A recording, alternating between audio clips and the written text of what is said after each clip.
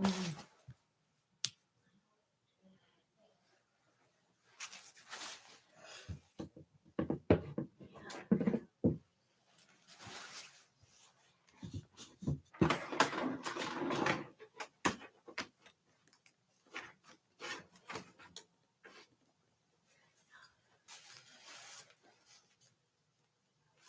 think you can see me pretty well.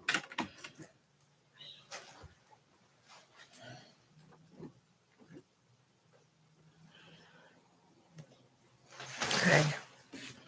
Let me know how well you can see me. I'm using my computer camera, and I've never used my computer camera before. So let me know if you can hear me, if you can see me, all the stuff.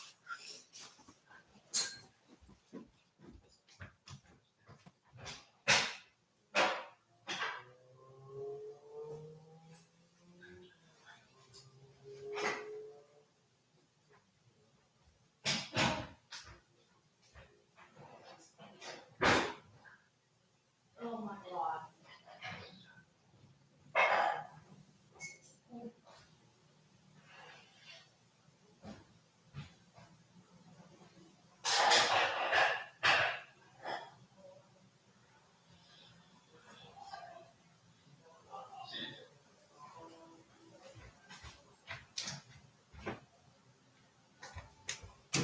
Yeah, I was wondering why it smelled like burnt cake in my house. I accidentally left cupcakes in the oven, and now it smells like burnt cupcakes in my house.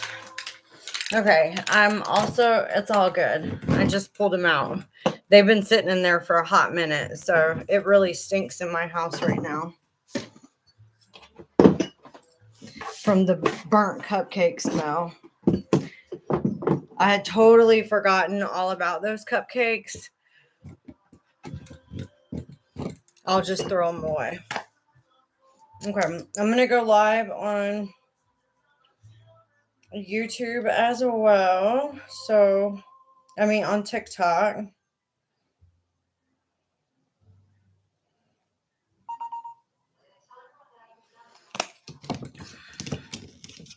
That way we're doing both.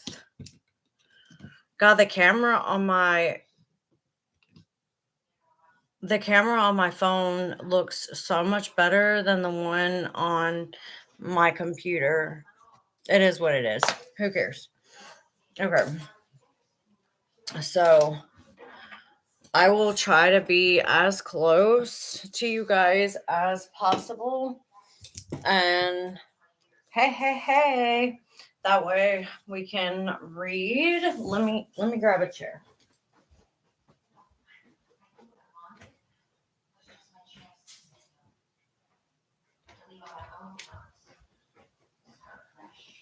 So I can be a little bit closer than sitting on my bed. Okay. If you were here last night, thank you so much for hanging out with me and watching the live. We are on chapter 4, which is Tibet-Bo. I think that all of the some of the chapters are like French, has to be like French, because they don't quite make a lot of sense. And this says, "Give me a sweet little kiss." This entire book to me has just been like really fucking strange, but let's get on with it. My mother always warned me to stay away from men. Now I know why. He was touchy-feely, and I thought that's what grandpas were supposed to be. Okay, this is the part of the book where Gypsy is talking about the sexual abuse from her grandfather. Now, I don't know if any of this truly happened, but I am going to be honest and say that I do not believe that any of this actually happened. I would never question a sexual abuse survivor story. However, but because of the person that it is coming from, I am very skeptical as to whether or not any part of this story is factual.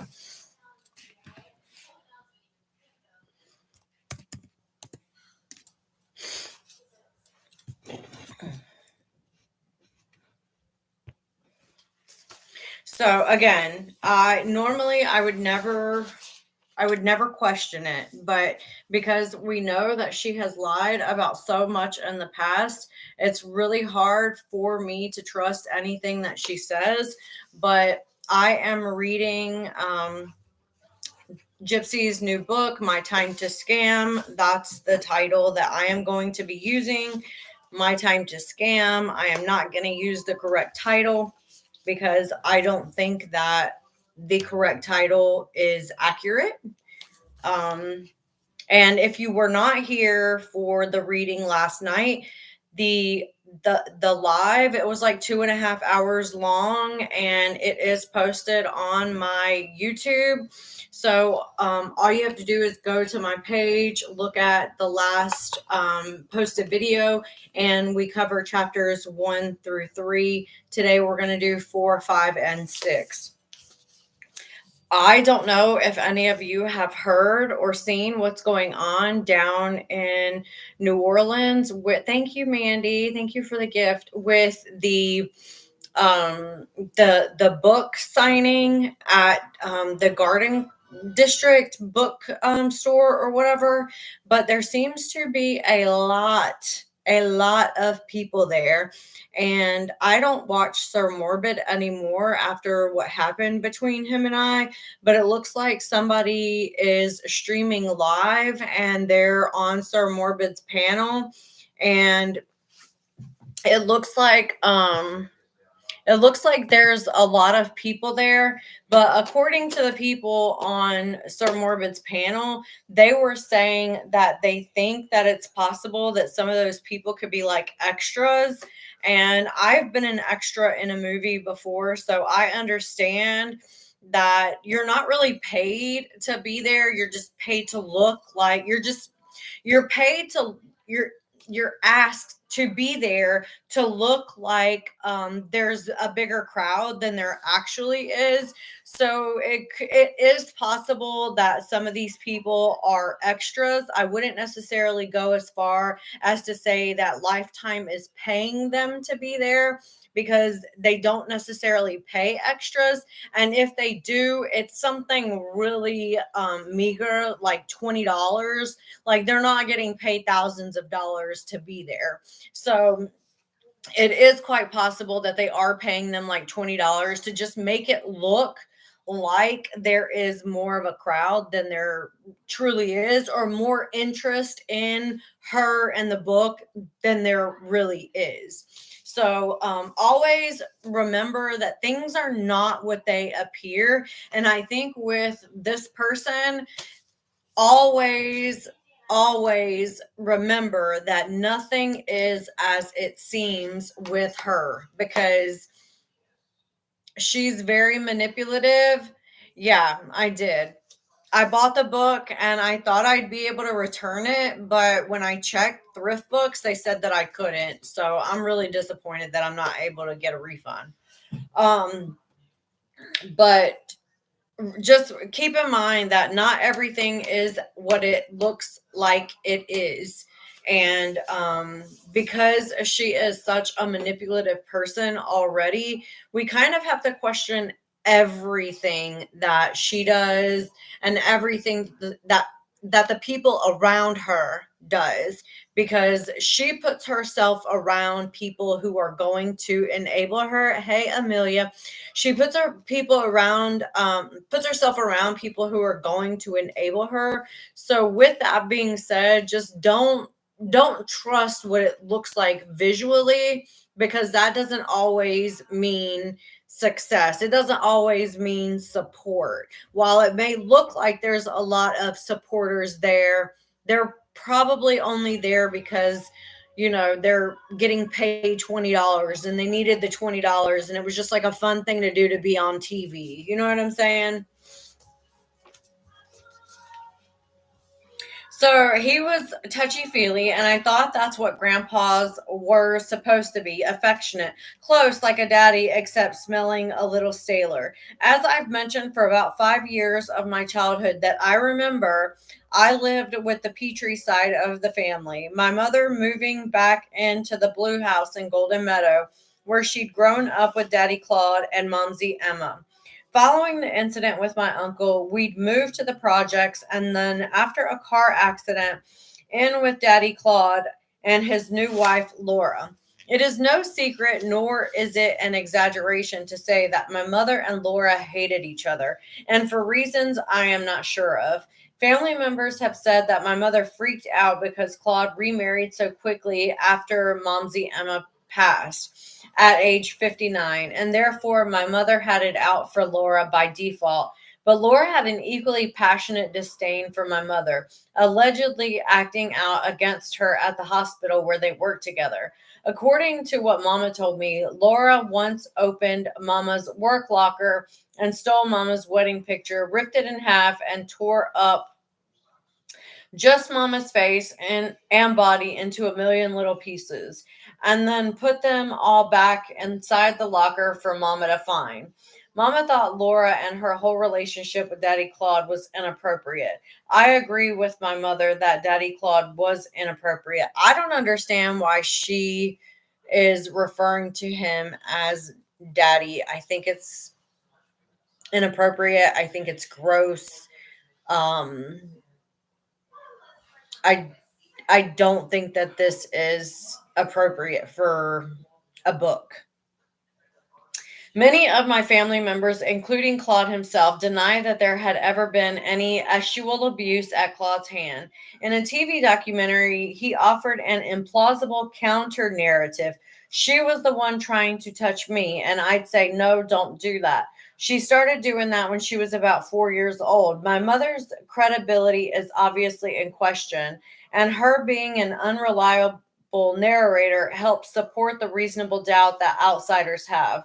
But I know what I saw, what I witnessed, and what I felt. On the second floor of the blue house, there was a bathroom. I can still see the white claw foot tub and the black and white checkered floors. I'd really love to know if this house does in fact have this white cloth foot tub and the checkered floors. Like, is there somebody that can actually tell us if this is accurate or not? Because hey girl, because I do not think that this is true in any way, shape, or form. Ask whatever questions you need. Um, I was about 5 years old and sitting on the toilet watching Daddy Claude and my mother step their naked bodies into the tub. So she's trying to say that she watched them take a bath together. Like,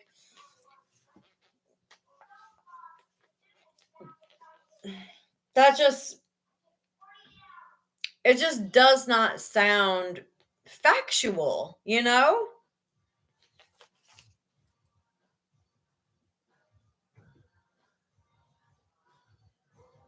Caitlin, we'll have to talk about that on another live since I'm reading this book right now.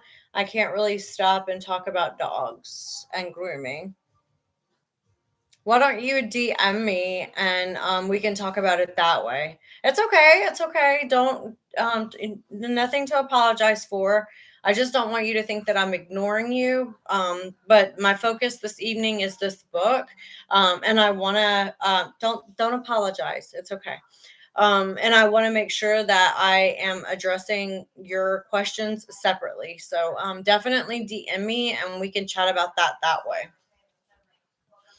My mother, at almost 30 years old, was a lot skinnier back then.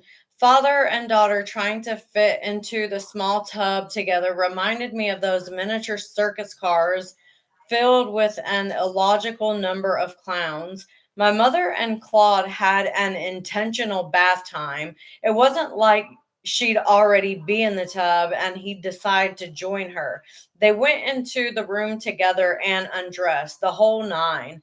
After my mother was done washing Daddy Claude's back and she turned so he could do hers, she'd call to me, "It's your turn," and she'd get out of the tub and undress me, carry me over, and plop me in the water. We'll need to wash that pecan of yours," Claude said as he lathered soap on his hands. My mother leaving the bathroom only to check on us intermittently. At 5 years old, I didn't think much of him cleaning my pecan. What the fuck? Is she trying to say that that's what they called her private area? That's really inappropriate. You should call it by what it is because it's confusing.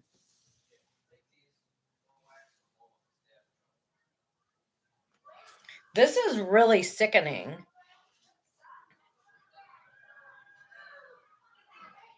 Yeah, this has to be a lie. Like, it has to be a lie because how would two grown ass people fit in the tub together?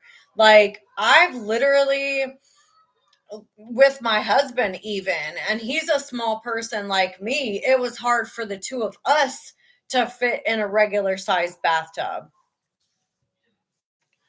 I don't think so. The way she's describing it sounds like one of those old-timey bathtubs. It doesn't sound like a big whirlpooling jacuzzi. The bath stopped after we managed to move into subsidized housing in Golden Meadow, just a turn from the Blue House. But when I was about 8 or 9, my mother and I were in a car accident. She was in the hospital for 2 months. Her tibia and fibula were broken, and she needed to have plates and rods and screws put in, which never resulted in the bone fusion her doctors had hoped for. Afterwards, she experienced chronic pain, which led her to be prescribed pain meds, which led to my addiction to her opioids. In order to help her recover and care for me, we moved in with Claude and Laura in their new house. While she recuperated for several months, my mother and I slept on a pull-out couch in the living room. I'm gonna stop using the word daddy because I think it's inappropriate. I'm just gonna call him Claude because I don't think that she should be referring to him that way. If in fact what she says happened, to me it sounds like this is an endearing type of name that she used towards him. And if something like that truly did happen, you would not use the same endearment and the same names that you used prior to the abuse. Like, I feel like you would call them something else. I don't know. I've never gone through that, but if anybody has any suggestions on why she's doing this, please let me know because I am utterly confused as to why she would even want to call him daddy if what happened really did happen. And that's what I'm trying to say. If it really happened, why would she still call him that? Okay. So I'm just going to use his actual name. I'm going to take that daddy crap out. It's very suspicious. Like, I feel like everything she says is suspicious. It does not feel logical. I remember Claude moseying over like an old grizzly bear to where I was lying. His hand moved toward my pull-up diaper. So she's admitting at 8, 9 years old, she was wearing a pull-up. Like it was a pot of honey. Mom's arms swiftly intervened like human fly swatters. She shooed Claude's hand away. He grunted and walked out of the room. Her message to keep his hands off was too late. Claude had already crossed a line that should never have been approached. While my mother was in the hospital after her leg surgery, I was cared for by Laura, who was a former nurse, and Claude. They were vigilant with my medication doses and knew how to administer food through my feeding tube. I had a permanent feeding tube that was attached to my abdomen when I was 9 years old, soon after the motorcycle accident with Claude. Unlike the portrayal in the act, my mother never blended real food and fed it to me through my tube. My feeding tube was used strictly to administer water, liquid nutrition supplements, and medications. When I got to county jail, I weighed 92 pounds at almost 24 years old due to a daily menu of Pediasure and other electrolyte drinks. Since I was pulled out of any formal school around pre-K age, my days were wide open with me and Claude cuddling up on the couch to watch The Price is Right.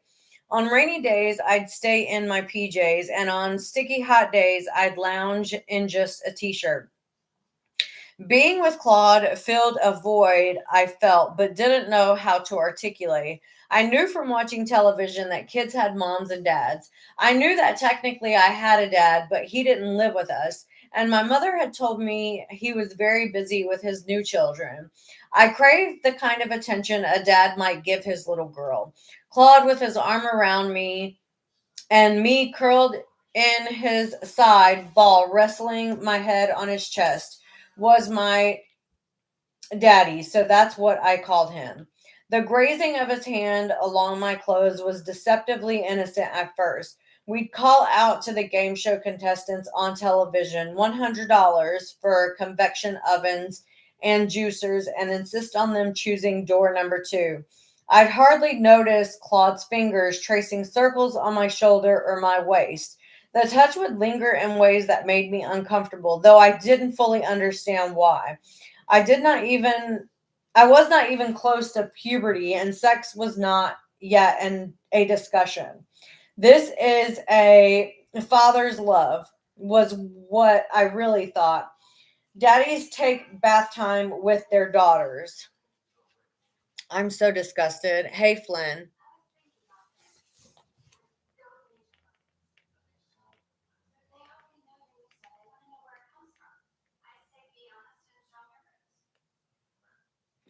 I cannot believe that the other side of the family hasn't done anything, like literally nothing, to try to prevent her from saying these things about him.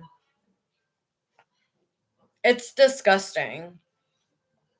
One day while watching TV, Claude scooped me up from where I was laying on the couch. "I want to show you something, Possum." He carried me toward his bedroom where Laura was napping. She had frequent fainting spells that would knock her out.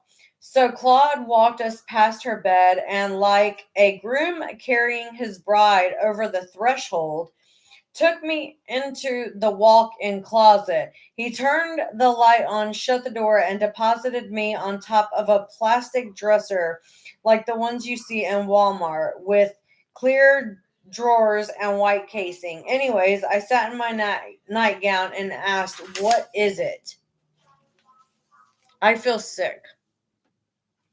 He pulled my nightgown above my knees and spread them apart with his hands. I didn't resist. Mama would have killed me if she found out I moved my legs in front of anyone, even close family. I inhaled the woodiness of the brute cologne he wore as I felt the coldness of air on the bare parts of my privates. So I was a child, far too young to understand or consent. The experience was confusing, uncomfortable, and would leave lasting trauma. The threshold had crossed me over, became the Rubicon as he carried me back out to the couch, a giver of love I no longer wanted. "They could arrest me for this, Possum," he said, "but as usual, no adults would notice or rescue me. I'm sorry, but now correct me if I'm wrong, but I have heard people tell stories of how the person like groomed them into allowing them to do things to them, and it's not this fast. You know what I'm saying? Like, it's not this fast. It's like a process. And they don't usually say they could arrest me for this. That those usually aren't the words. It's usually much more subtle. It's much more like relaxing, and it's a little usually more manipulative in how they're able to manipulate the person into allowing them to do whatever it is that they're gonna do. It's not usually straightforward, like, open your legs and here I am. Like, it's this seems like too sudden. There's no grooming. It's just like one day he just decided he was gonna do it and didn't prepare. It just doesn't seem logical to me. And correct me if I'm wrong. Please tell me if you feel like this could have happened in the way that she's saying it happened, or if there needed to be a little bit more preparation. You know what I'm saying?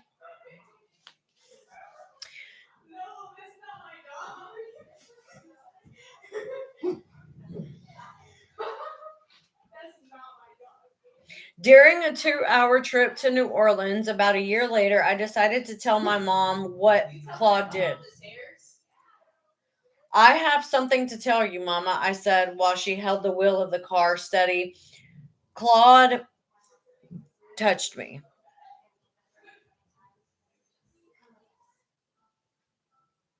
It's okay, Mandolin. Glad you're here. You're going to have to go back and watch the first 30 minutes because we are talking about this chapter in which Gypsy is going over how her grandfather abused her. So she says tears streamed down her face as if she knew exactly what I meant. She bluntly asked, "Did he put his inside you?" Again, that's not something that a mother would ask. Thank you. That makes me feel so good that you're going to put me on the TV. My wife. I think she said she was 8 or 9 at this particular time. I just don't see I just don't see that happening like that. I don't think that I would be so blunt with my child and be like, "Did they put their inside you?" But again, please correct me if you feel like maybe as a mother you would have done that. I don't know. It doesn't make sense, does it? It really doesn't make sense. "No, Mama," I said, scared of how sad I had made her, regretful of my decision to tell. "It wasn't anything, Mama, don't worry," I added, reassuring her with my backtracking.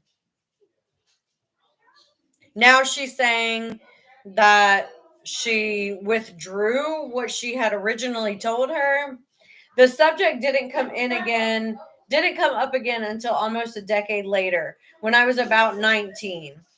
I love you too. Did you see that I burnt the cupcakes? Did you see? I forgot they were in the oven. Oh, so you burnt the cupcakes? Yes, I was like, where is that burnt cake smell coming from? And then I remembered that they were still in the oven. Y'all have fun. I love you.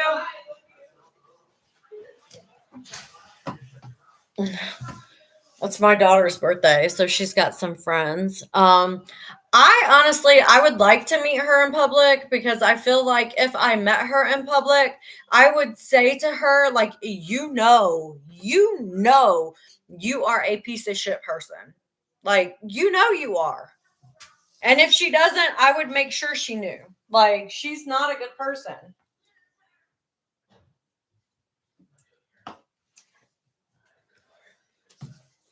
Okay. The subject didn't come up again until almost a decade later, when I was 19. Is my daughter Taylor Swift? No.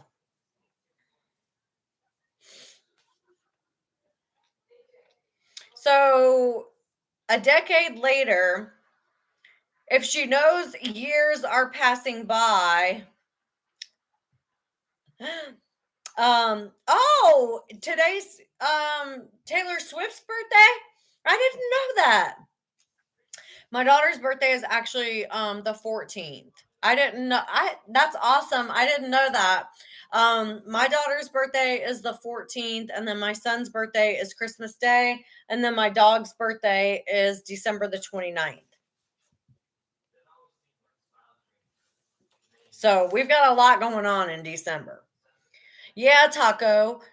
The subject didn't come up again until she was almost 19 years old. But how did she know she was 19? Remember? Because she apparently didn't know how to count and didn't know how to keep up with her own fucking age. I asked my mother why she didn't have a boyfriend or a new husband.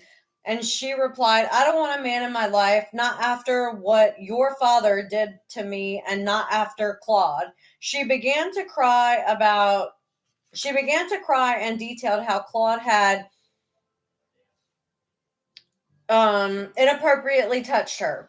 I cried with her, letting out all of my emotions about all those years he abused me, bonding my confusion with hers. It was one of the only authentic moments I ever had with my mother. It was the only time I ever heard her say to me, I'm so sorry. Oops.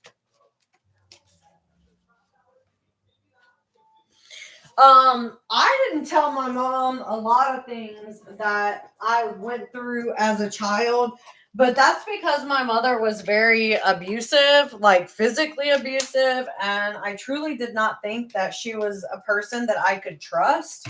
So, I didn't tell her anything about what was going on like in my private life. I didn't tell her anything. I do remember one time I kept a journal and she read through my journal, and I was very, very upset about that because I just feel like that's no matter what, like that's something that you don't do. You don't read somebody else's private thoughts. Um, it's such an invasion of privacy. So I've made sure that I never like do that to my children because I want them to know that their private thoughts are theirs, and it's their feelings and they have a right to their own feelings, and to feel safe writing them down without feeling like they have to hide everything, because people need a way to like get their emotions, get their thoughts, like they need a way to get that escape out.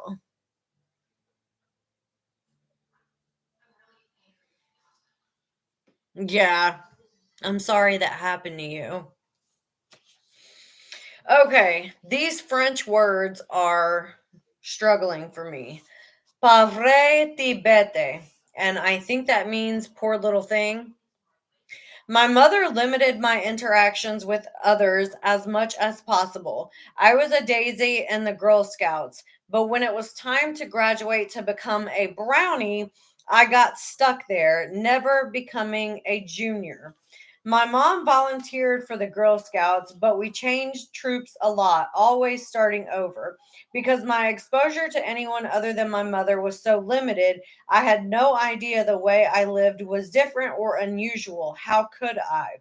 I attended school for 1 year, kindergarten. After that, Mama pulled me out to homeschool me, except that was a lie. She didn't register me as a homeschooler with either state that I lived in. Didn't they live in Louisiana until she was like 14? So what does that mean? That when she moved, she didn't register. How could she? Wouldn't she have gotten in trouble by the state if she didn't register her for school? Right? Like, wouldn't you get in trouble? No school officials seemed to notice. I remember when we'd seen new doctors and the intake forms asked where I went to school, Mama would just say, Mama would just list the local school I was zoned for. That was that. Nobody followed up or questioned us. I don't think that that's accurate, because when my kids pediatrician like asked for the school information, like usually the pediatrician and the school kind of communicate with one another for like records and things like that. So how could it be that nobody knew that she wasn't going to school? It just doesn't, again, this doesn't seem logical. Nobody followed up or questioned us. Everyone who hears my story is appalled at the medical institutions failing me, but the education system was actually the first to let me fall through the cracks. Always the victim. Yeah, I don't feel like she's being, we already know she's not an honest person. We already know that. But some of the things that she lies about, it just feels like, why? Like, why are you lying about this? Without a broader range of exposure to how others live their lives, I didn't suspect that our daily schedule was odd or dysfunctional.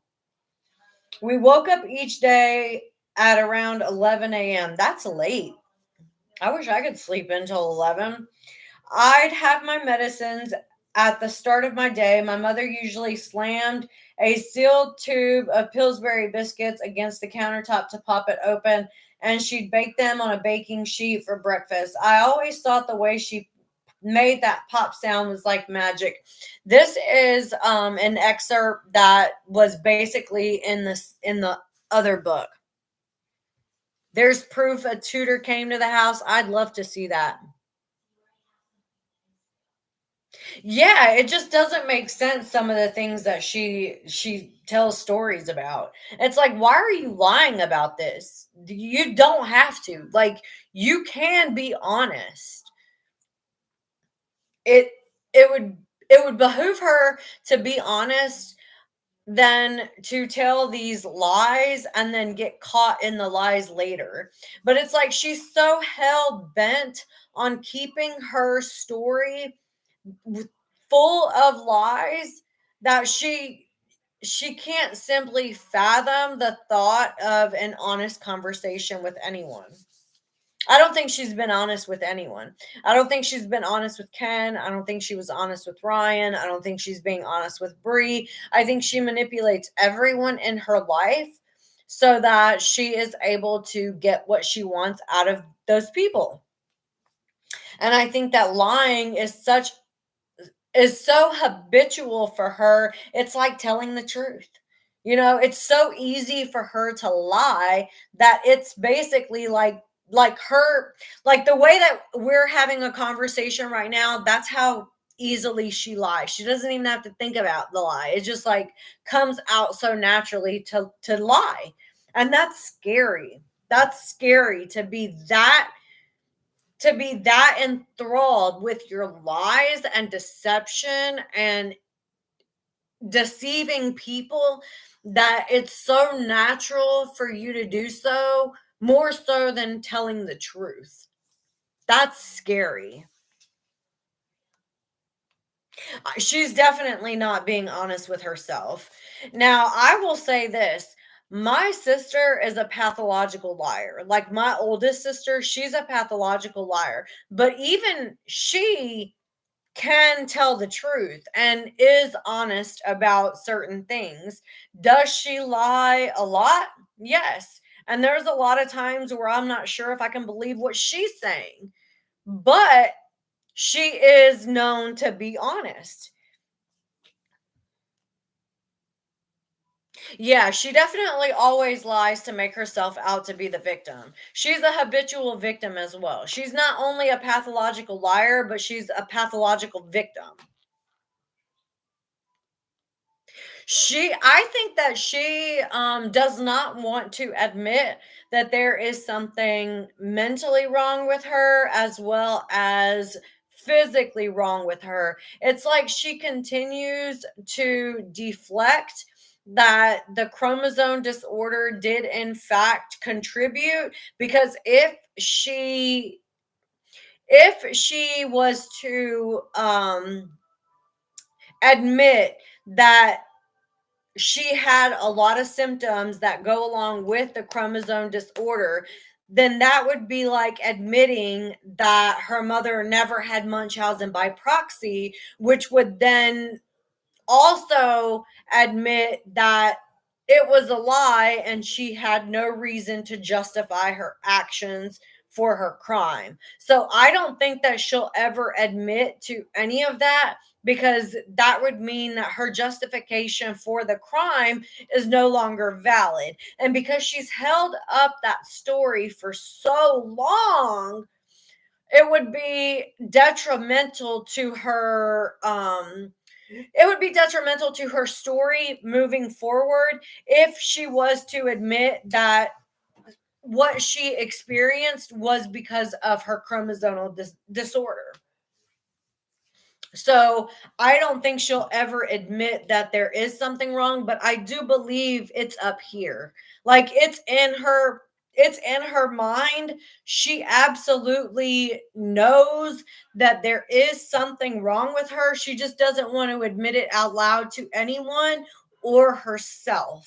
Like, I don't even think that if she was writing in her journal that she would write it down to admit to herself or anyone else.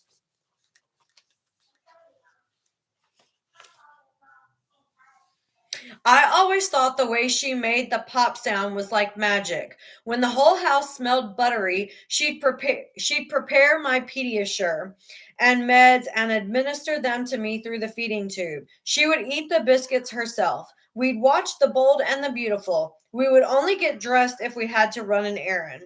We'd watch a movie if there wasn't an errand to run. She didn't eat meat, so most of the time she made sweet peas over rice for her dinner. Yes, Taco. She admits that she has the chromosome, but says that she didn't have any symptoms associated with the chromosome. I think that that's her way of disassociating herself from any symptoms in order to continue the narrative that her mother had Munchausen by proxy. Thank you for being here, Emily. I really appreciate everyone that's hanging out with us on both platforms. Make sure that you're double tapping the screen so that TikTok and YouTube know that people are enjoying the content and they push it out into the algorithm. Make sure you're commenting if you have questions or if you just want to say something. And yeah, I really appreciate you guys for being here.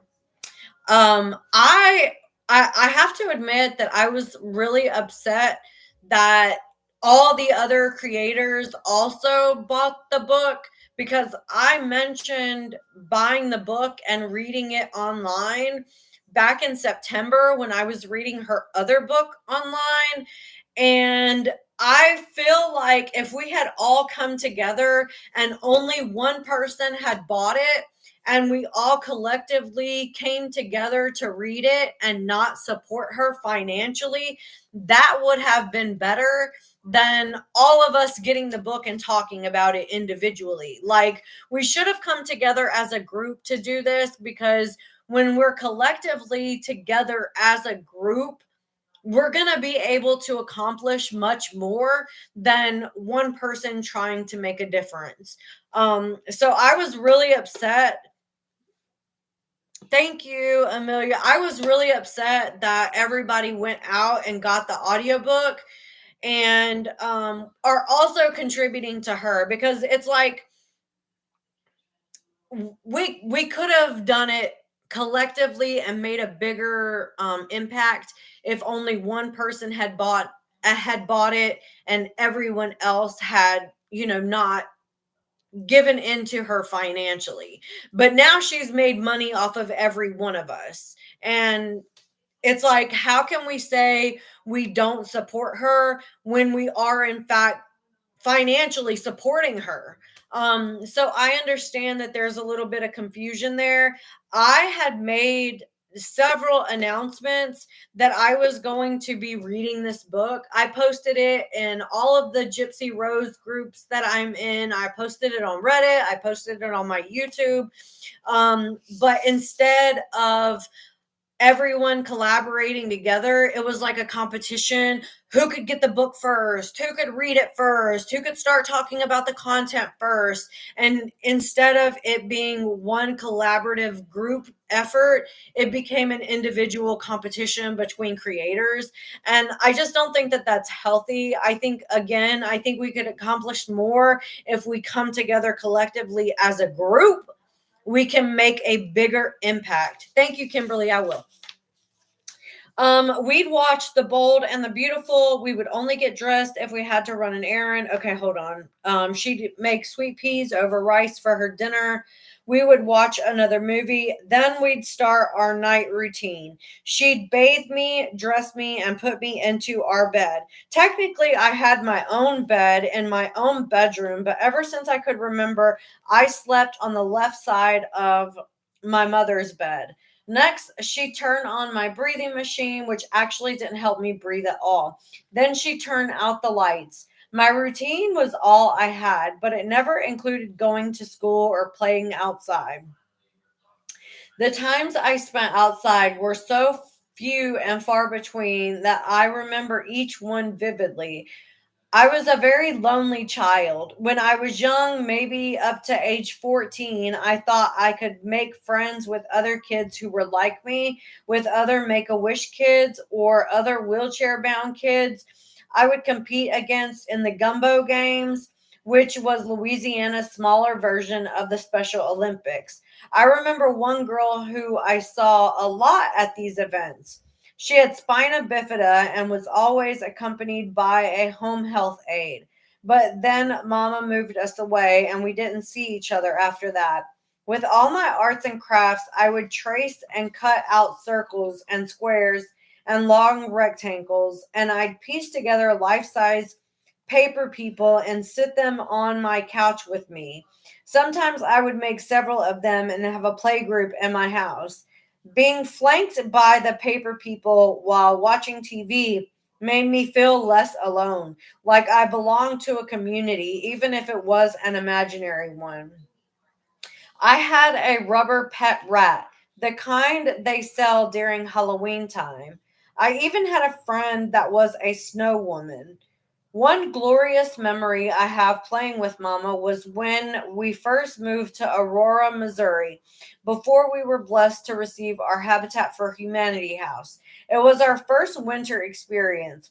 Being from Louisiana, seeing snow was like someone shook the snow globe I lived inside, making me a princess in a little kingdom of cottony dreams. Mama and I built a snowman and we named him Frosty. The Mardi Gras snowman, like I said, like this just doesn't even sound real.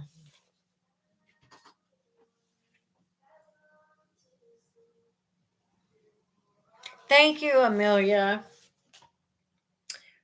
Frosty the Mardi Gras snowman. You know she's stealing that from the fucking movie. Like I said, Mama was all about her culture. Her Cajun spice melted the snow that day.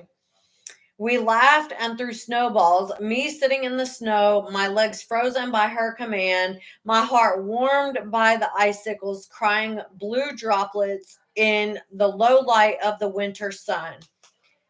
Um, really quickly, if you guys saw, thank you so much for hitting the like button. If you guys watched that video where she was jumping into the snow off of the porch, you don't hear her mother in the background saying, "Don't move your legs, don't move your legs." So this idea that Dee Dee was like forcing her to constantly keep her legs still just doesn't, it also doesn't sound factual, because if that were true, we would have heard Dee Dee in the background saying your legs, or something along those lines. Like, don't move your legs, remember your legs, you know what I mean? Like, she was recording her. We didn't even own a shovel. After one big snowstorm blocked the walkway to our door, a neighbor yelled across the yard to us, holding up a shovel, "Hey, you're going to need one of these." We all laughed because only people who had never seen snow before would glorify the mess. Soon enough, we learned, like everyone else, to dread the aftermath of a wintry wrath.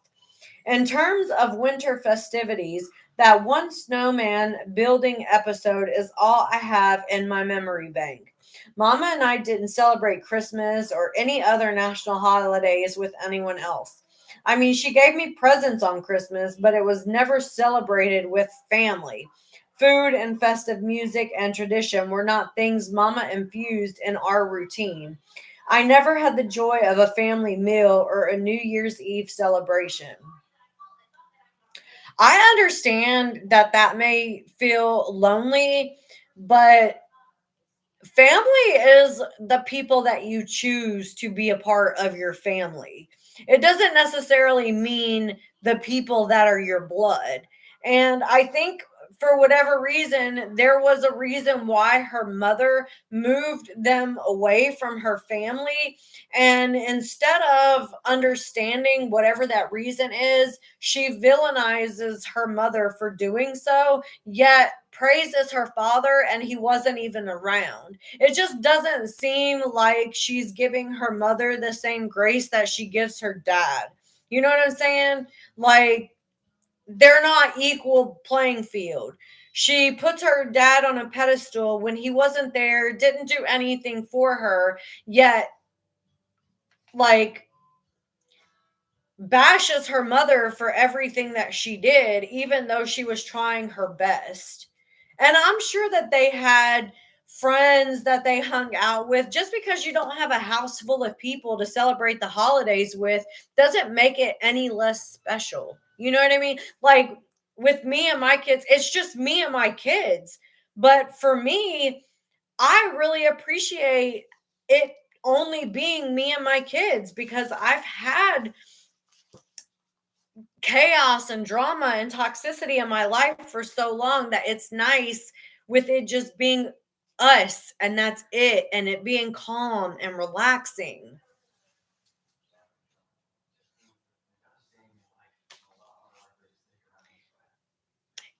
Marcy, you're right. She did. And I don't think Gypsy even acknowledges like how thoughtful and kind that was of her mother to do those things. I wondered a lot about what Dad and Christy and the kids were up to, especially on New Year's Eve. I didn't know my dad very well since we only saw each other once a year at best. Mama had moved me so far away from them, and Dad's job took him out of town a lot.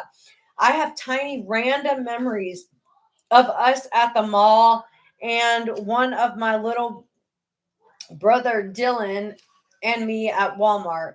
He bought a Star Wars lightsaber and I got a baby doll.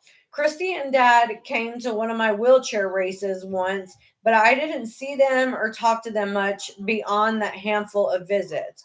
But I did know Dad was fun loving because he made me laugh and had a lot of energy. I imagine them having New Year's Eve parties with neighbors and lots of music. I pushed away the thoughts of the other family I had somewhere, and we watched the ball drop in Times Square on television. Mama and me, while we heard horns and clacking cowbells of the world outside from inside our dark and gloomy snow globe. Like all worlds, our globe had its own rules. except our rules defied reality. In our world, you didn't have to be a baby to wear diapers or use bottles. In our world, you didn't use maxi pads or tampons during your period. You wore pull-ups. In our world, the hair on your head was as filthy as the hair on your vagina, and both places should be shaved clean. From the time I was born to when I was a month shy of 24 years old, Mama had never weaned me off the bottle. I'm sorry, but it's not your mom's fucking responsibility to do everything for you. If you're a fucking 23-year-old child, you know better than to be drinking out of a fucking bottle. Like, why are you putting so much blame and responsibility on your mom for your own actions? She's very well capable of saying, I don't want this bottle anymore, and putting the bottle down. Why is it her mother's responsibility to tell her, oh, don't drink the bottle anymore? Like, I really don't like how she makes it seem like her mother is responsible for everything that happens in her life, good or bad.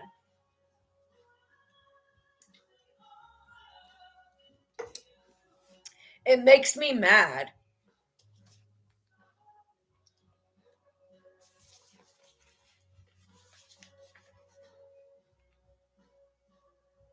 Right. She was watching TV shows and seeing that only babies drink bottles. So why would she think that it was okay for her to be a grown ass woman and still drink a baby bottle? Like, just put it down. It's not up to your mom to say don't do that. Like, have some have some self responsibility, have some self determination, have some self motivation, and do it yourself. The baby bottle was my first safety blanket, my security that I turned to when I was nervous before a doctor's appointment or surgery, a soothing mechanism to help me sleep, or just a comfort and companion. When I would watch television or draw, it was filled with Pediasure. Strawberry flavor was my favorite. And I would stick the bottle underneath my armpit to warm it up. I was extremely picky when it came to the nipples of the bottles. I didn't like the brown ones, and I preferred the clear nipples because they controlled the flow better, in my opinion. I didn't like the fluid to come out too fast. I preferred the bottle to the feeding tube, of course, because I got to enjoy the taste of the nourishment. Right. I'm Flynn. I'm on chapter 5, I believe. She drank the bottle because she wanted to drink the bottle. Like, it's not her mom's fault.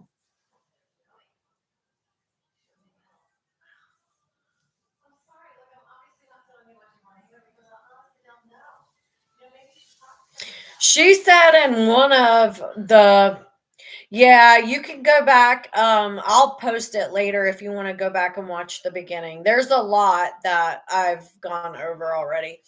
Um, she had mentioned in one of the confessions, I believe, that even taking care of her own hygiene was something new to her.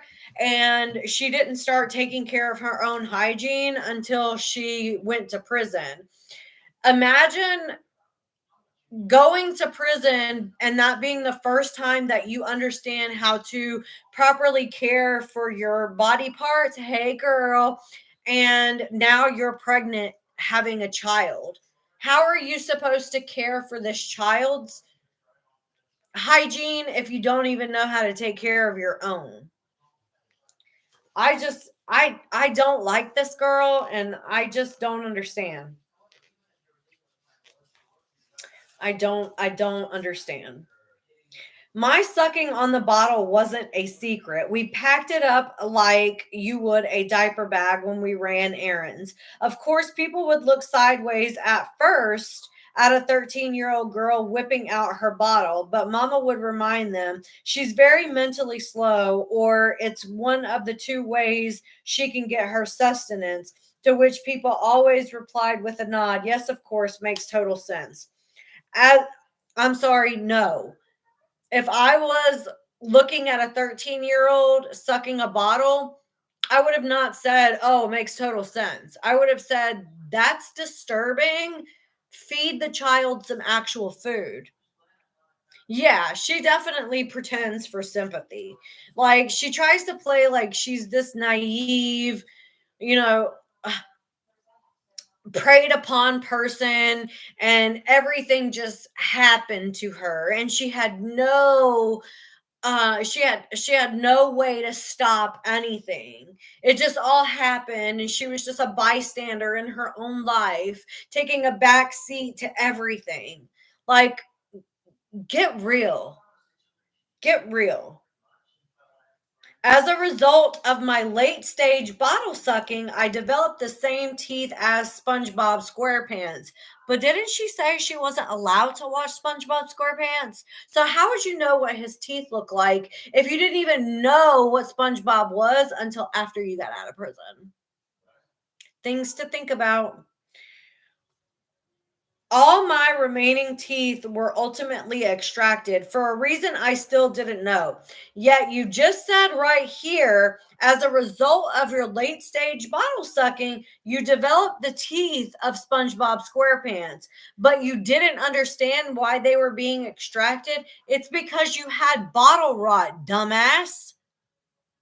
Just like children, when they suck on substances or sustenance for too long in their mouth, that milk corrodes their teeth and causes their teeth to decay. That's what happens when you suck on a bottle and you don't take care of your mouth. Yes, and I'm sure she was drinking Pepsi or Coca-Cola or whatever, Dr. Pepper or whatever. I'm sure she was drinking that out of the bottle too. Right, Rebecca. Nobody is going to say that about a 13-year-old. Like, a 3-year-old sucking a bottle, okay, but 13? It's just the things that she lies about is just so. I think that she likes shocking people with some of these stories. I think that she feels like the more she shocks people, the less they're able to critically think about the situation, and they're more likely to just believe what she says because the shock has deactivated their critical thinking skills, and now they're just to come with sympathy that they just believe whatever she's saying.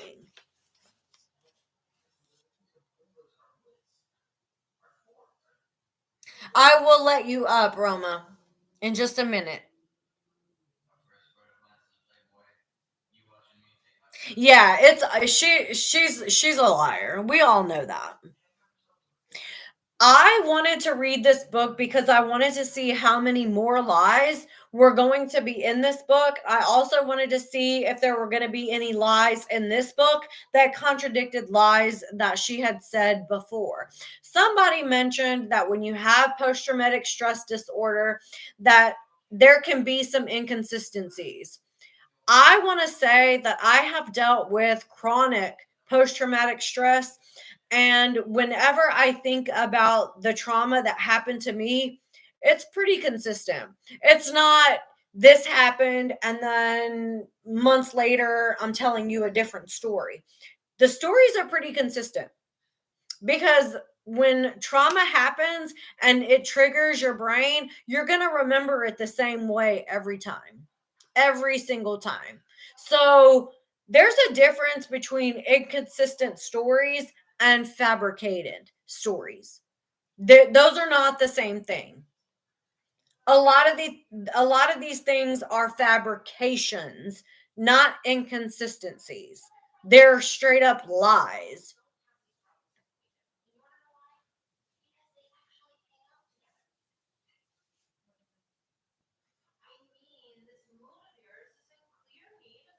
Okay, thanks, girl.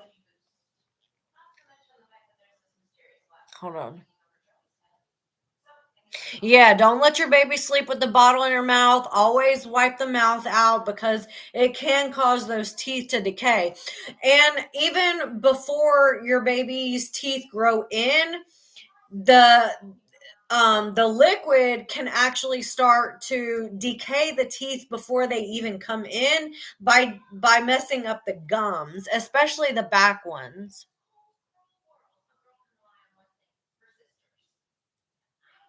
I always did that with my kids. It would have been really traumatizing, but she had absolutely no problem doing any of that. It's crazy, right? Like, it's crazy the things that she wants us to believe. Okay, hold on. Where am I at? Okay.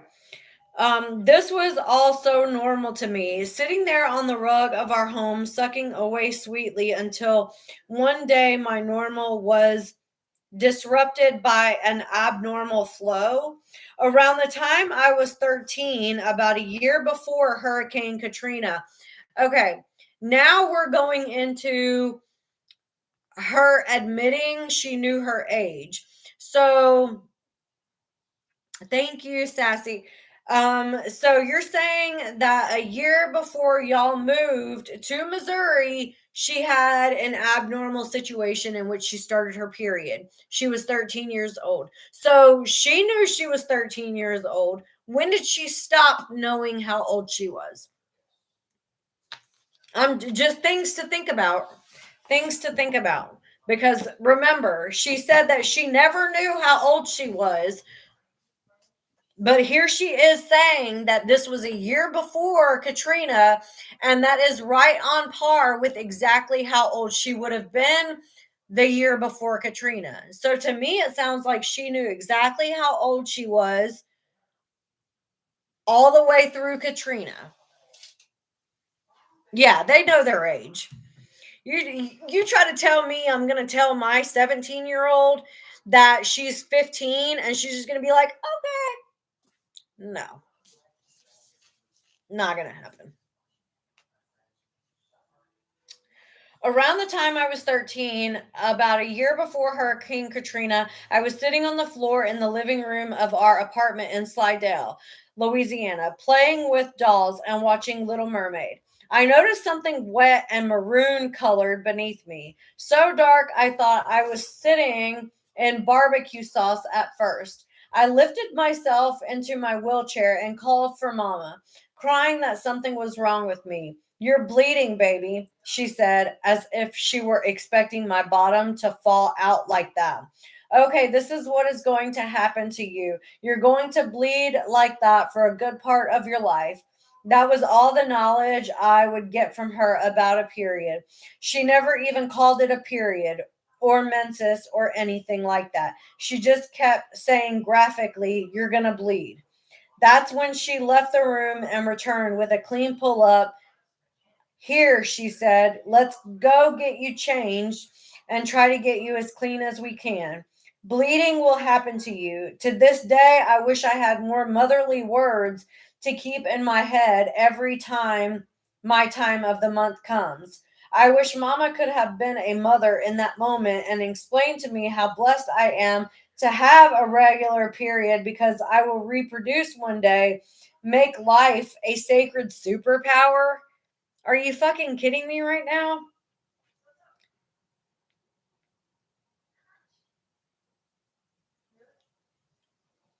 I just don't even know what to say because, yes, having a regular period is a blessing, but it's also not. Like, what more did she want for her mom to say to her?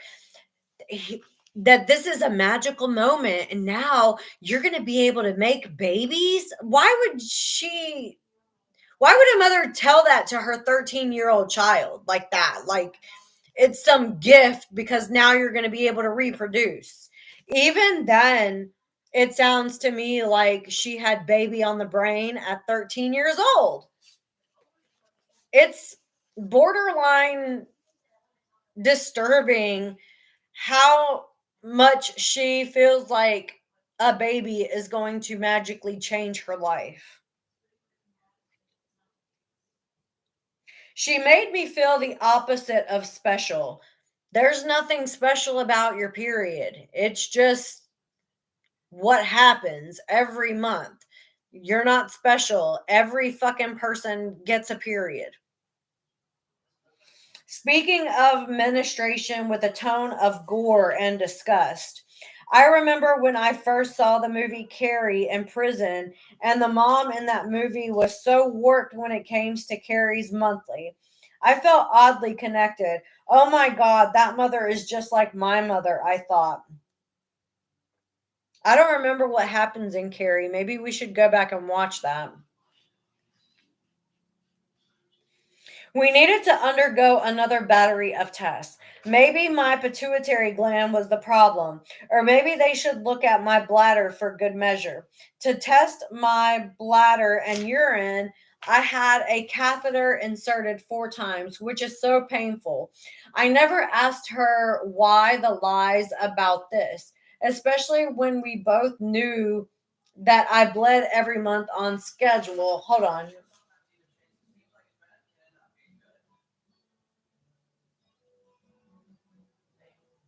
Okay, she's saying that her mother lied to the doctor, saying that she never got her period.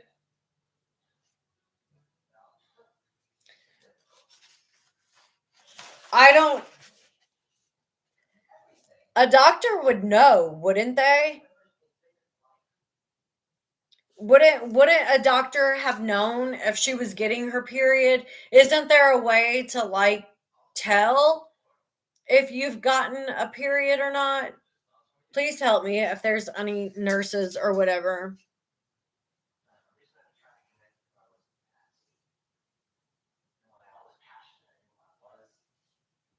Right. There's a way to tell if you're getting exactly. Like there's a way to know if you're having a monthly cycle, because wouldn't you be able to reproduce? Like you would be ovulating, and if you're ovulating that means that you're getting a cycle. So doesn't your blood change whenever you have a cycle? Yes. Doesn't your blood change every time you have a cycle? So I feel like that's another lie. I never asked her why the lies about this, especially when we both knew that I bled every month on schedule. I was just never a why kind of kid. I don't believe that, because every kid is a why kind of kid. Regardless, your kid is constantly asking why for the stupidest fucking things. Why is the sky blue? Why is the water come out like that? Why is the toilet flush like that? Why this? Why is that on the wall like that? Like the kids are always asking why about the stupidest things. So I don't believe that she wasn't a why type of kid. To me, it sounds like she would be more of a why type of kid because she didn't have anyone else to talk to.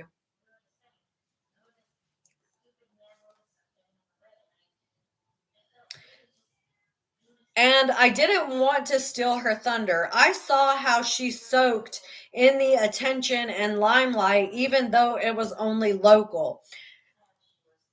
This is a dig at her mom right now, even though it was only local. I bet she feels like big shit because she's getting attention on a global scale. She must feel really good about herself.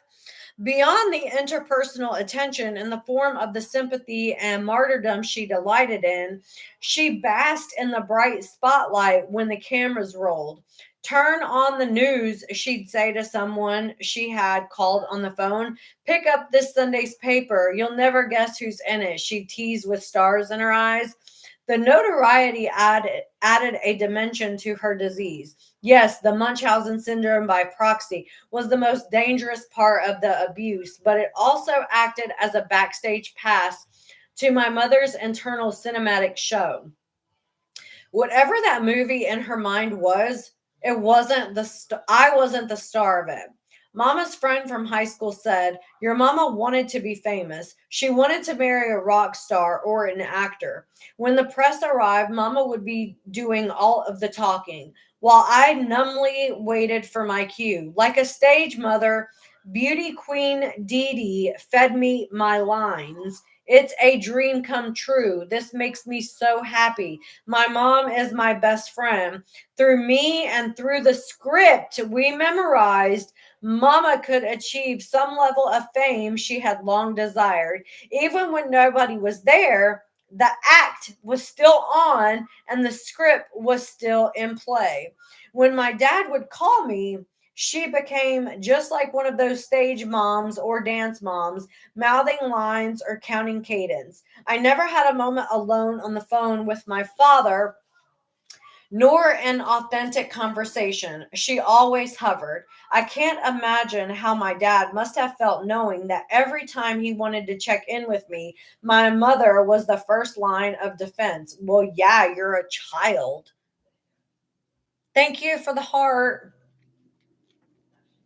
The act is still going on. You're right, Marcy. It is.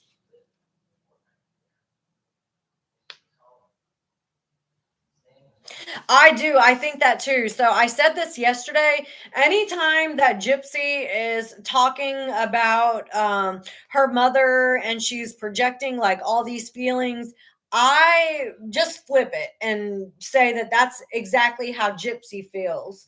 Because I don't think that she likes talking about how she feels. So I think that she projects all of her insecurity onto other people or their actions or whatever onto them as to kind of like hide behind those people and the projections behind them. She hasn't taken any accountability in this book so far. None. He had to get through her, and sometimes he didn't. When she answered his call, she'd set up the expectation for how the call would go by saying something like, "She's tired today," or "We are about to run errands." So, like an official at a football game, she set the clock.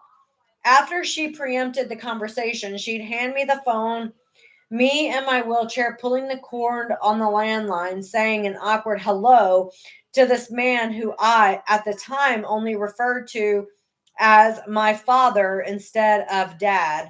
Dad felt too casual and comfortable and familiar for the long distance relationship we had. Tell him about the new doll I bought you, Mama whispered before I could say anything beyond hello. Hi, Mama bought me a new doll for being brave at the doctor's yesterday. Wow, you're a lucky girl, Gypsy, Dad answered. What did you name her? Already bored and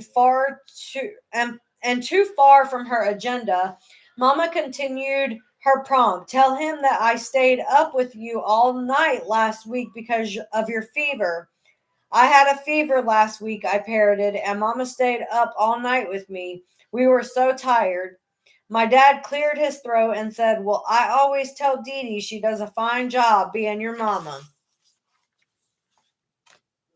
This is just laughable. Then Mama would move around to face me and whisper, All right, that's enough. Tell him we're about to leave. Well, I have to go now. We have to leave. When Dad and I'd hang up, he'd say, I love you. And I'd say the same, parroting him as I wasn't sure we actually could know each other well enough to love each other. Mama would look at me twisted as if I were a pretty roommate who was after her boyfriend. Like I was competition. Is that why she kept me ugly and infantilized? This, I think she is talking about her mom. I think that she projects. She's projecting. She'd grab one of the cats. Oh, no, hold on. If I came of age, would I be prettier or skinnier or win the crown at the pageant instead of her? She'd grab one of the cats and baby talk with it, loving on her and talking about me as if I weren't in the room. Come on, Tebecco, give your mama a sweet little kiss. More often after we hung up, Mama would badmouth my dad for a long time. She loved him so much, she hated him. Her disgust for my father was the reason she told me that she kept my hair so short as a child. Ugh, when your hair is longer, you look just like your father. I don't think that her mom said that. I don't. How would longer hair make her look like her dad?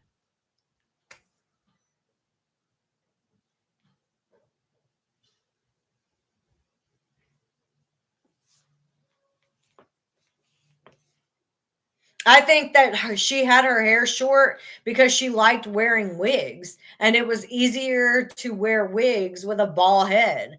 I mean, it's a lot to do when you have a lot of hair to put on a wig.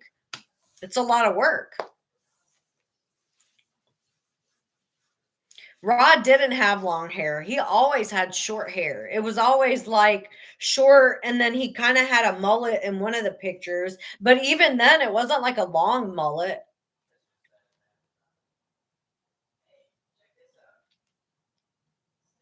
She'd say, spewing venom. I never felt too bad for him because I was well aware from Mama of what a bad person he was. His poor new children were now the ones being abused. Mama would never put up with his abuse. I felt very lucky she protected me from all those years. What abuse? Is she now saying that Rod abused her mom? Is that what she's saying? Getting attention and drawing it are two different things. Maybe she thought conversations like this earned her accolades from outsiders, especially my dad, or telling others about the non existent abuse at the hands of my father made her even braver, more of a feminist. But when she got the attention of Child Protective Services, my mother deflected the attention instead of embracing it.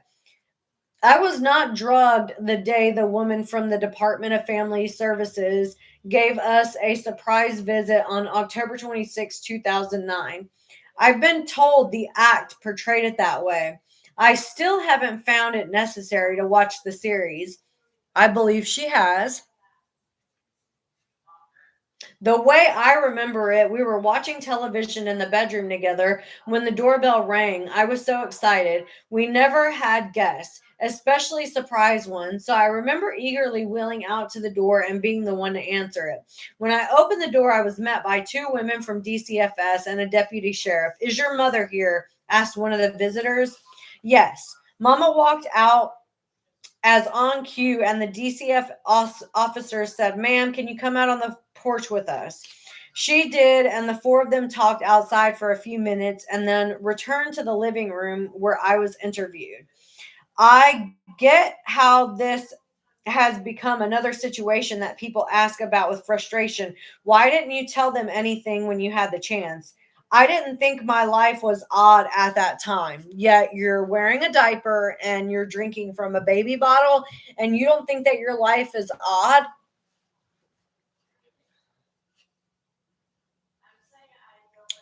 I call bullshit.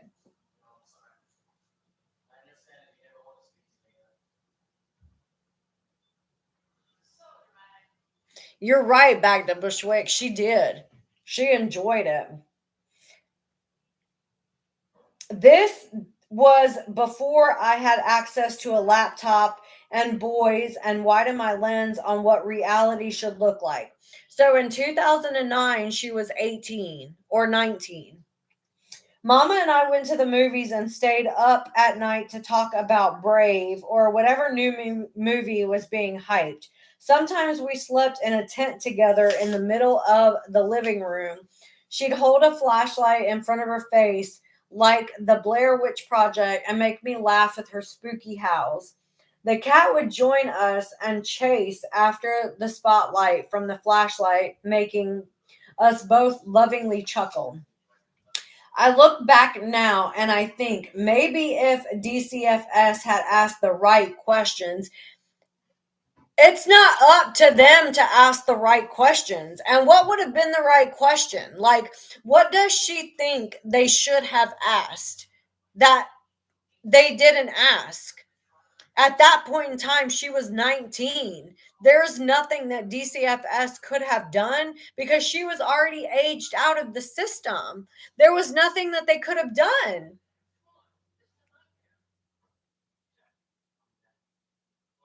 Are there any bruises on your body, Gypsy? No, because there weren't yet. Can we look at your arms and legs, Gypsy? That's not what DCF does. It's not. That's not that's not what they do.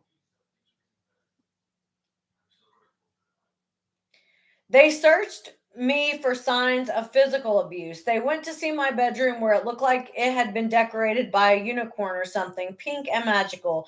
Princess sheets and stuffed animals galore. Tell us about your life, Gypsy.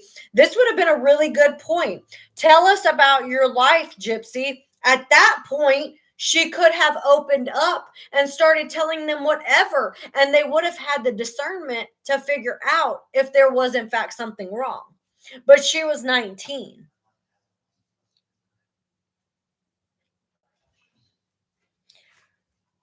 I remember being asked from the DFS reports I now have. I see their visit was initiated by a hotline call from St. John's Hospital stating that a doctor could not find any symptoms that would support what my mother alleged was wrong with me.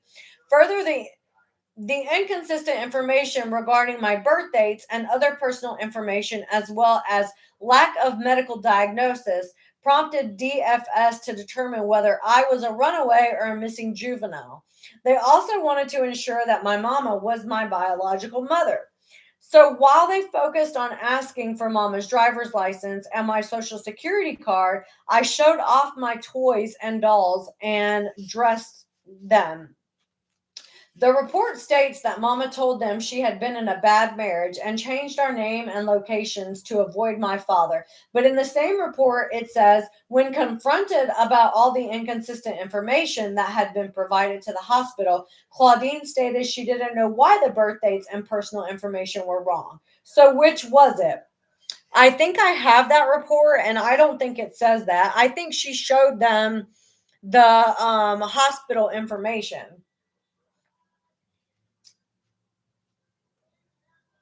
The blatantly contradicting answers to the same questions are so obvious to me as lies. It's so obvious when it's coming from your mom that it's lies, but not from you. DFS and I cleared the scene without further incident. They never came back. Another institution that dropped the ball. She just loves painting herself out to be the victim of every single institution that came into contact, as if she has no responsibility for herself to say, I need help. Why are you putting the blame on everyone else as if they're responsible to help you rather than you taking a stand and saying, I need help?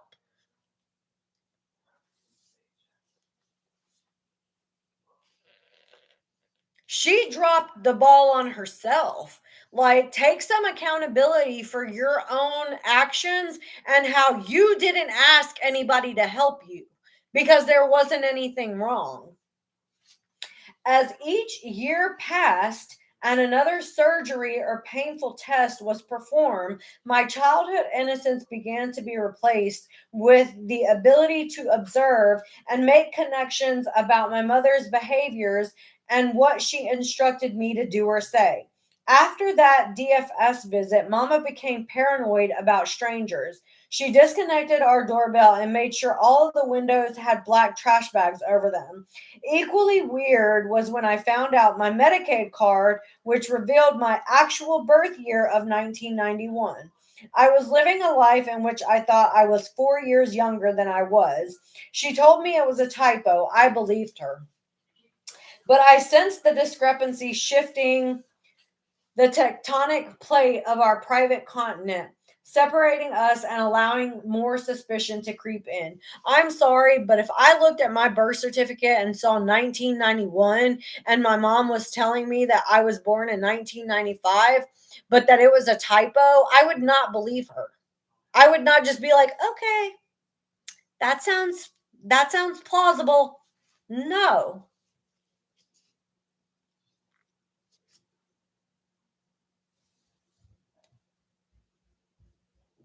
Yeah, she could have messaged her dad. She could have messaged anyone. Wasn't she messaging Mia and Christy on Facebook? Couldn't she have asked, hey, I just found my birth certificate and it says 1991. Is that accurate?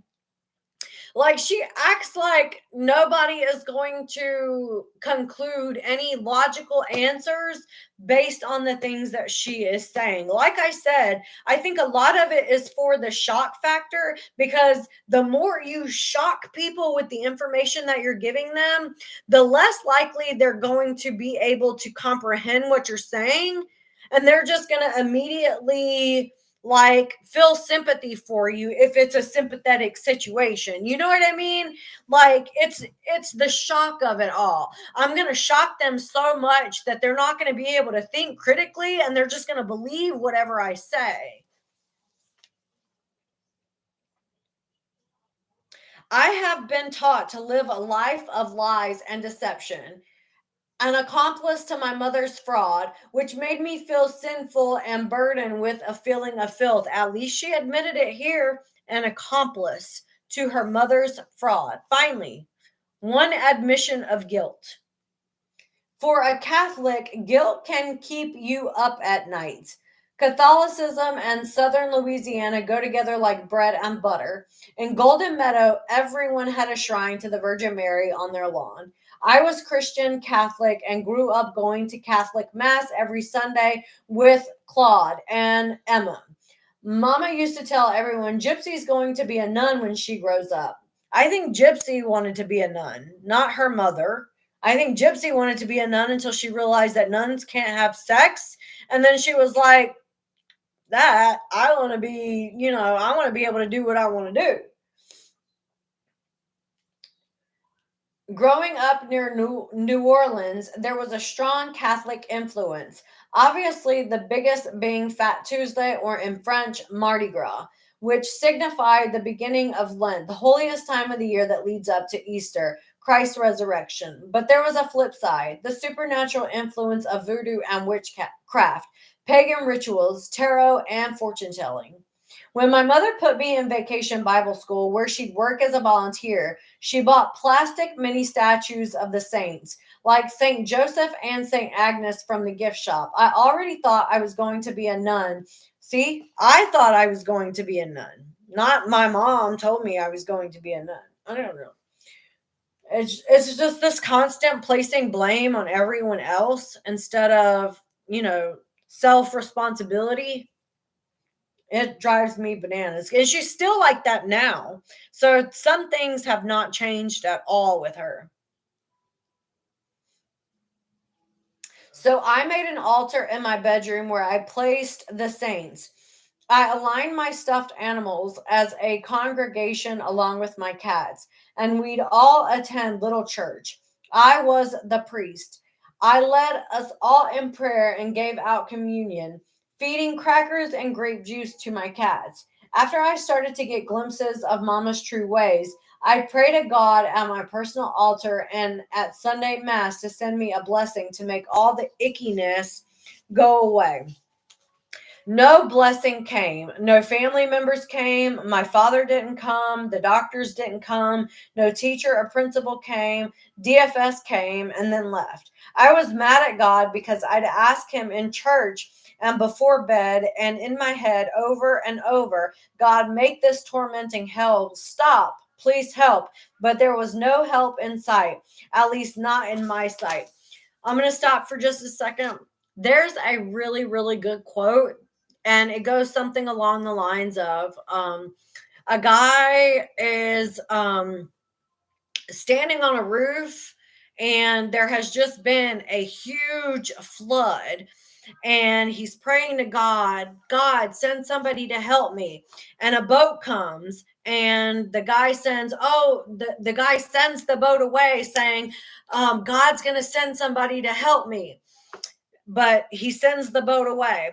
Oh, and then he prays to God again. God, please send me help or whatever. And then an airplane comes, and the guy sends the airplane away saying, God's going to save me.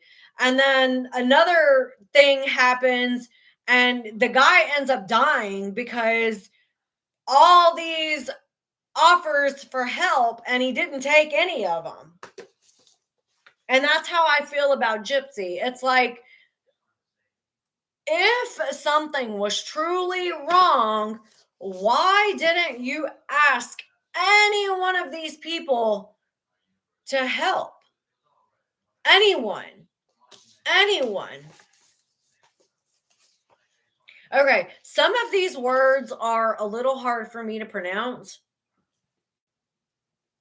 Yeah, Gypsy's broke all of 10 commandments, all of them. She said something about she hopes she's going to heaven. That girl's not going to heaven. If there is a place such as heaven, she's not getting in. She's not getting in. Okay, I think this is Lagniape.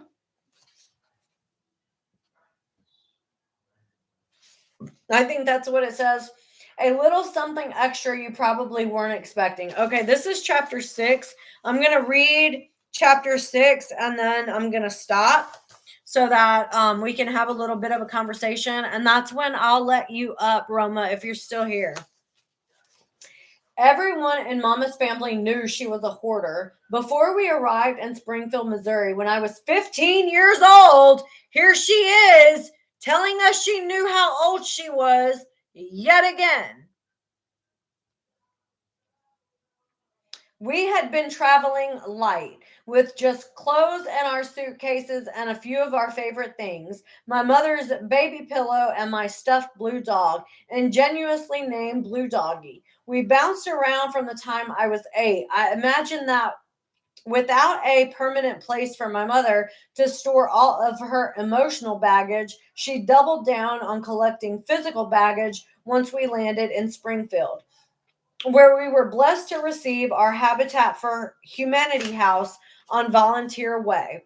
We frequented yard sales and bought crap just to buy it, like game consoles, souvenirs from other people's vacations, and even furniture we didn't need. It was mostly clothing she hoarded. My mother couldn't say no to a donation. She loved a good going out of business sale, even if the items on 90% markdown were useless to us. She was a shopaholic for sure. Maybe this was another coping mechanism for dealing with her clinical depression. For me, I have a hard time understanding how she's so confident in saying that her mother was bipolar, schizophrenic, clinically depressed, all of these things, when her mother didn't actually have those medical records to prove any of those. Like, how are you so confident in saying this about your own mother when her medical records don't give you any of that? The days after holidays were her favorite time to run out to JCPenney or Dillard's to snatch up prom dresses after prom season ended, to Michael's to round up next year's Christmas decorations, or she'd buy merch for events after the fact, like bicentennial celebration t-shirts a year after the fireworks show. Then there were the things we'd steal. Here she is admitting to something again. My mother taught me the art of shoplifting at a very young age. She had a family history of kleptomania, I found out very recently. Legend has it that my grandmother Emma had been arrested for stealing, and she had been caught and banned from food and clothing stores on more than one occasion.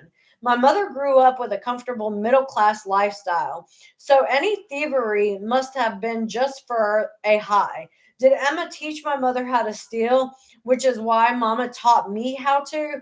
While sometimes I believe we stole because she wanted to get me things that we simply couldn't afford, I also think she experienced a thrill from the satisfaction of knowing we pulled one over. I remember my mother stealing a wheelchair from the Children's Hospital in Kansas City. I had just had surgery on my lazy eye condition I actually had, and she wheeled me right out of the building into our van. Later, she took nail polish remover and a toothbrush and scrubbed off the hospital's name. The hospital had trusted us to use the wheelchair until we got to the car. She loaded it into the car as nonchalantly as you would a bag of groceries, and we drove away. I imagined her thinking, I wonder when or if they'll even notice it's gone. We actually had several, maybe 5 wheelchairs that sat throughout our small home, like her pewter wizard figurines. My mother collected wheelchairs. We had a collapsible one, a jazzy powered wheelchair, and another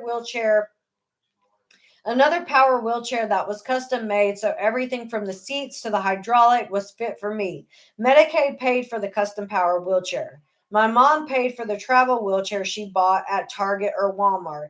Insurance covered the jazzy. As I grew older, my mother preferred me to use the foldable wheelchair as it required her to push me and made me less independent. I don't believe that because there's videos of her in her push thing. And even Nicholas said whenever they went to the movie, she was using her powered wheelchair because he was like, that thing went fast. Sitting in a wheelchair in the store aisles helped me more easily catch and conceal items my mother would knock into my lap. When she wasn't dressing me as a boy, I'd head to Walmart in my princess costume, the tool of the big skirt being a great canopy for hiding merchandise, and for items that couldn't be sat on or hidden underneath my beanie cap.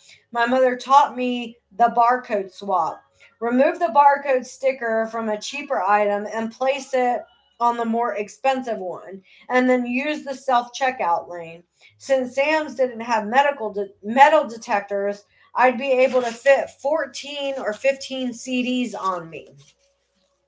We'd steal random stuff at Hobby Lobby, mostly arts and crafts items, which I used a lot. My outlet was drawing and painting and making characters with those googly eyes you glue on and different colored feathers.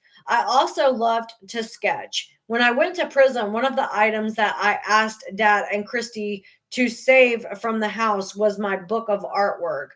But one time we tripped an alarm at Hobby Lobby, and as if they had been waiting for this moment for a long time, the manager and a minion ran to where we were just outside the door. Search her, the manager said, pointing to me in particular, the part of my dress the crafts were crushed beneath. My mother put on her fake victim voice and acted all appalled, but they actually did it. They searched where I was seated in my wheelchair and discovered the gluey, sticky, sparkly contraband. We were marched to the back office, and I remember thinking, what a cool job being the manager of a Hobby Lobby must be.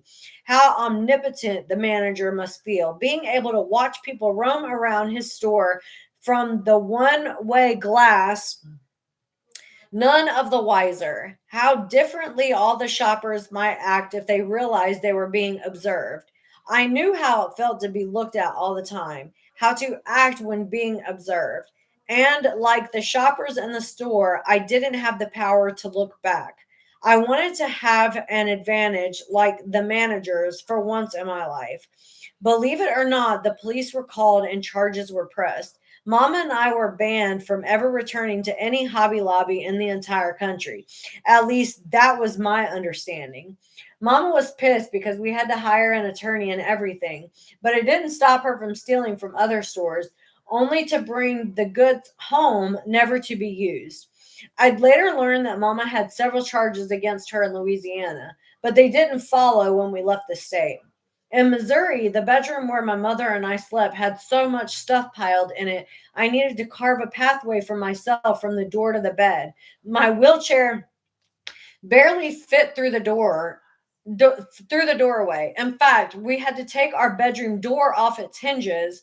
There wasn't room for it to open completely, which made it impossible for me to wheel through without crashing into the door frame.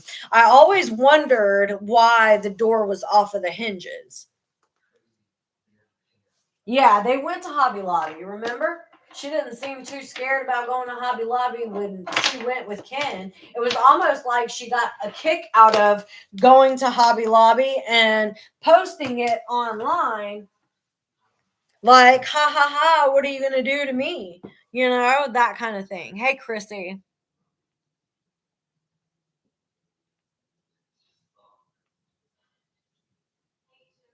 I'm on your TV? How am I on the TV? That's so cool.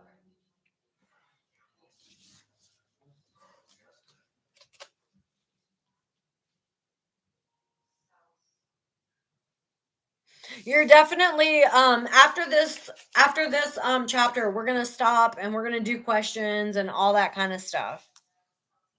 Yeah, it was like she was taunting.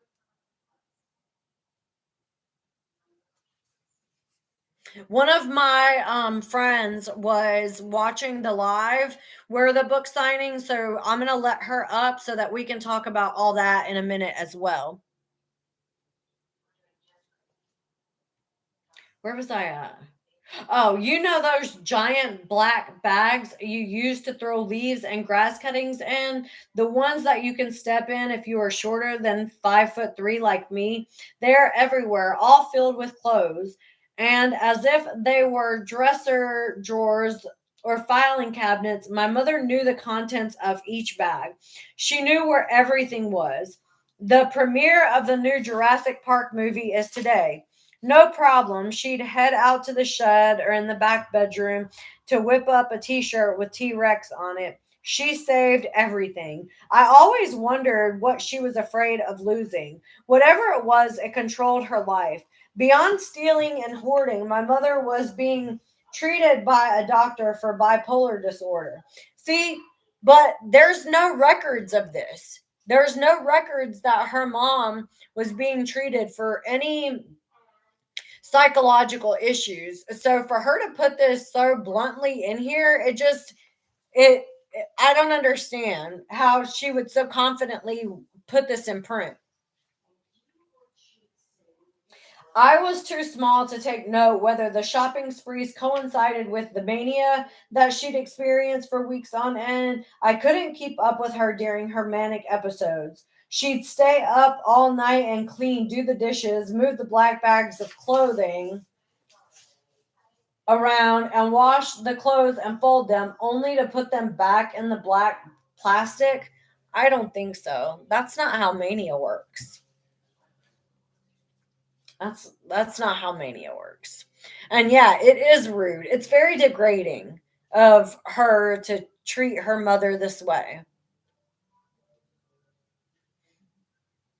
Thank you so much for putting me on the big screen. I feel so important. That's so nice. Okay. Um, when she was depressed, Mama would cover the windows with black garbage bags and stay in bed for weeks at a time. After the DFS visit, the garbage bags became permanent. Get up, get out of bed, I'd say, as I would try to roll her over and off of the bed. You can't stay asleep all the time. I'm hungry. Feed your fucking self. Like, why does your mom have to do everything for you? Yeah. She was receiving disability checks for her bipolar disorder. That's not how that works either. You don't get a check just because you have bipolar disorder. If that was the case, everybody would have one. And once a week, a woman who worked for the Social Security office would make visits for therapy. If this was true, if this was true, why didn't she say anything to the lady that was coming over for therapy? It got to the point where my mother didn't want to talk to her anymore, so she stopped letting her in. She took Xanax and Ambien to knock herself out, especially after something set her off. And it could be anything. A clerk at the checkout counter was rude to her. Someone didn't return her phone call. She saw postings of Christy and my dad on Facebook. She'd head straight to bed and wouldn't even get up to eat. When I was much younger, before I understood my life was totally abnormal, these episodes scared me sick. I would frantically figure out how to get food to her. I knew how to make toast. But just a second ago, you said you were trying to wake her up so that she could feed you, but now you're feeding her toast? Things to think about. Things to think about. Then I graduated to making Pillsbury biscuits in a toaster oven. Even in her despair, she'd set an alarm. And when it went off, she'd give me my medicine and my feedings because if she didn't, I might begin to see that nothing bad would happen to me. So you're making her food so that she can turn around and get up to feed you? Girl, does she not realize how stupid this sounds? And they printed this. They were like, yep, that sounds good. We're going to put it in print. When her bipolar condition was not controlled, she'd stop being my mother, which scared the shit out of me. Now, I think that maybe she liked seeing me afraid because it showed I loved her. She needed that attention. Was this part of the game? The pulling one over on me, conning me so I'd care for her and fuss over her. She'd always say I was the only person she had in life. You're my heart, she'd tell me. I don't think that. I don't think that that's what is actually happening. When we take baths together, she'd remind me of how it's me and her against the world forever. One time I noticed raised red marks on her arm. I remember rubbing my fingers along them, sprinkling bath water over her as if the droplets would magically heal them. As I investigated the marks more closely, the word pain came into view, appearing like a film negative submerged into the basin of a developing solution. That looks like it hurts, I said, appalled that she had carved the word pain into her forearm. How recently or long ago, I could not know. Now she's saying that her mom was self mutilating.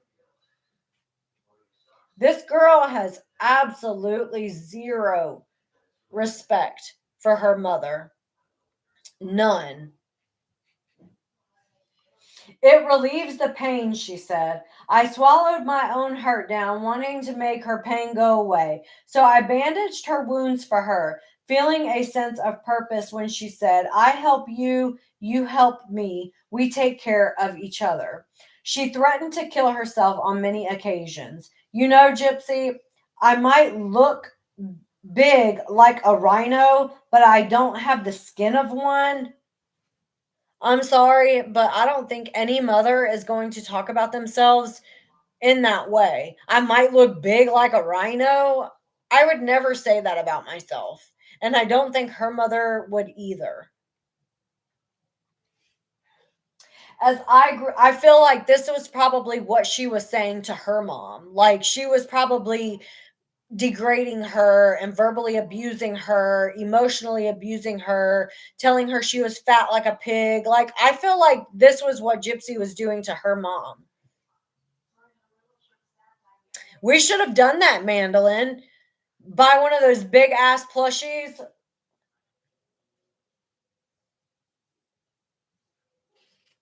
You can definitely tell that she's a negative, abusive type of person. And she's trying to hide it behind all these people. I don't remember. She threatened to kill herself on many occasions. Okay, sorry. As I grew older, I realized she was guilting me to control me. At first, it was jarring to hear her blurt out, I just want to die, because I was afraid of what would happen to me. We were all each other had, and I wanted to protect our little family. Over time, it became something she'd say when we were having a disagreement or I was sassing her. On several occasions, I wanted to know why my mother didn't want someone other than me in her life to love her, make her feel special, or generally be her companion. Maybe she was fine by herself. Maybe she didn't feel the need to have all this outside validation like you, Gypsy. I began to wish she had someone else so she would loosen her grip on me, let me go a little. There would be men who asked my mom out on a date. Her answer to them was always, my focus is on my daughter. And why do you And why do you want me with a man so much, baby? She'd ask me when I'd see a nice man in a hospital waiting room or at the Ronald McDonald House and nudge her as a way to say, go talk to him. I want a daddy, was always my reply. What can you get from a daddy that I can't give you? She'd answer. We both knew it was a rhetorical question. Was she using me as a shield, or was inviting others into our lives going to increase the odds of someone finding us out? The same reasons she kept me out of school and isolated me from her entire family. Had I been in school, I would hope that experienced education would catch on that my IQ was not low. And a school nurse administering albuterol for asthma would realize real quick that my lungs filled up like balloons. Given the opportunity, someone at some point was bound to figure out that I was intelligent, mobile, and older than I thought. So my mother kept the circle small. Behind closed doors, she'd blame her being all alone on me. Your dad left me because of you. When her shadow side came out during her depressive weeks, that blame turned to disdain, and she'd say her favorite line: there are 8 personalities in my head, and 7 of them don't like you.